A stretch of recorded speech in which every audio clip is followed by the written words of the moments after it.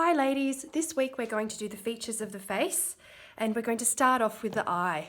To get organised, I took a photo on my iPad of my eye and zoomed in and made it black and white on the edit settings.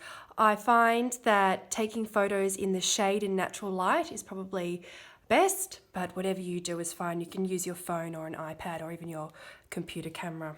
So I have that image in front of me and I have a range of pencils. Don't worry if you only have one type of pencil, that's fine.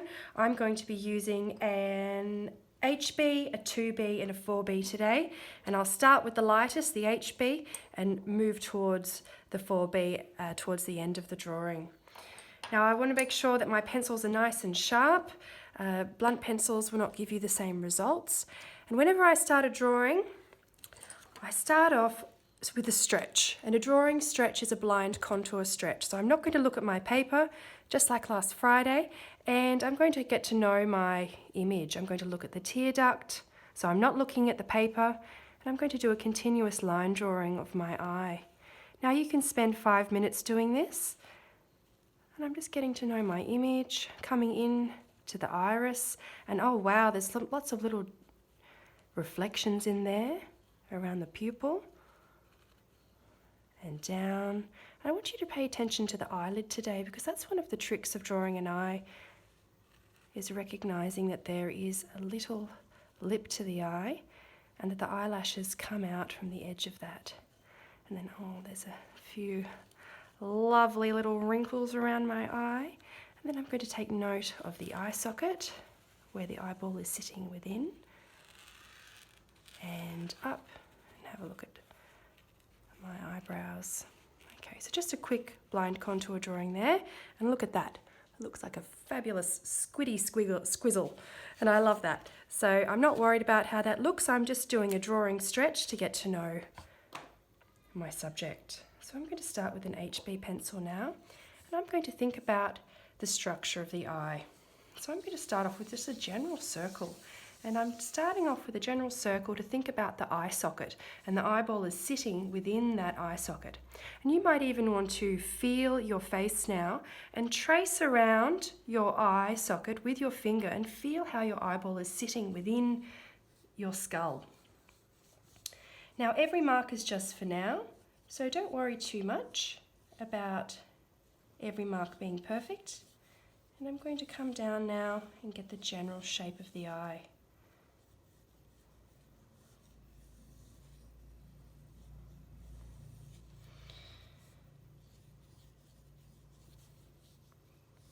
Now when I'm drawing the pupil, I want to make sure that the eyelid is sitting down.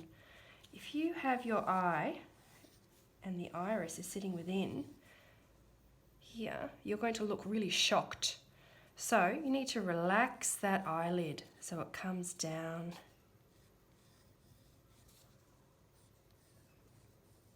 Over the iris. Then I'm going to mark in the important, very important eyelid, because the eyelashes are going to sit on the edge of that lid. Now if you don't have the little lip there and you draw the eyelashes touching the eyeball, that's really irritating to look at, because I don't know about you, but I hate it when I get an eyelash in my eye or rubbing against the eyeball.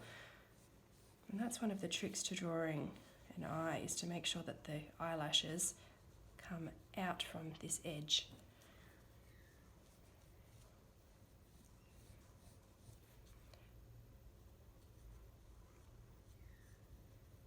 And I've got the tear duct in the corner there.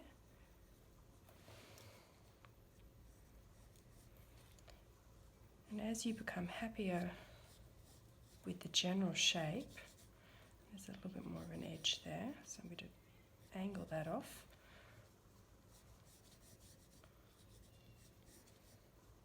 And that comes in. When you're happy with your shape, then you can start to press a little bit harder. But just think, every mark is just for now, and towards the end you're not even going to see this circle. Then having a look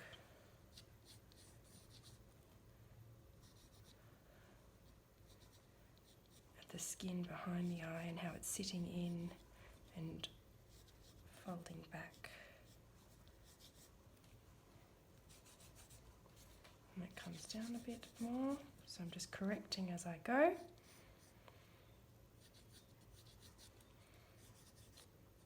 And the shadow, the tone is actually going to come up towards the eyebrow up here.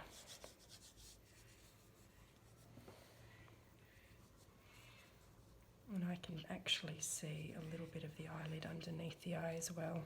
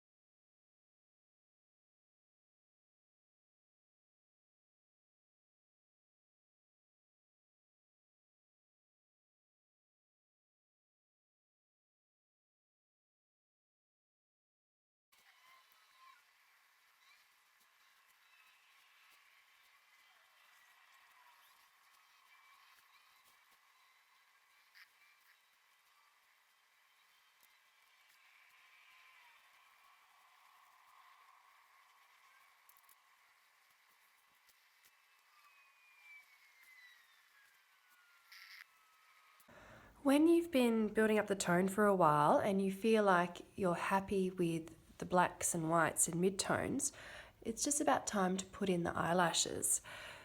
So before you put the eyelashes on, make sure your pencil is really sharp and you'll be building it up with sharp, dark lines.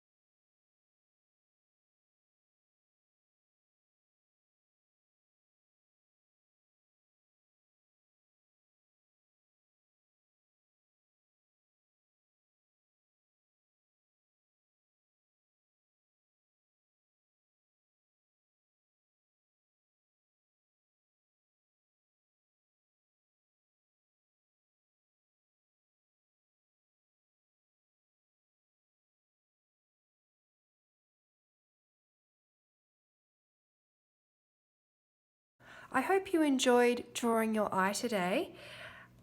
A couple of things to finish your drawing off. I find that when we're drawing an eye, drawing the tone around the eye and the eye socket, so suggesting the eye socket there with this tone, helps to set the eye back.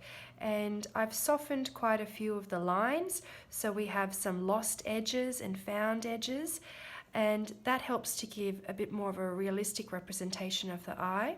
I have some reflections coming through, and I made sure that I was drawing the iris of the eye, changing the direction to suggest the fibers in the iris. Another hot tip is to have a look at the whites of your eyes. The whites of your eyes are rarely white. So at the end, I got my HB pencil and I pushed back the whites of the eyes, and that helped to sit the eyeball back into the socket.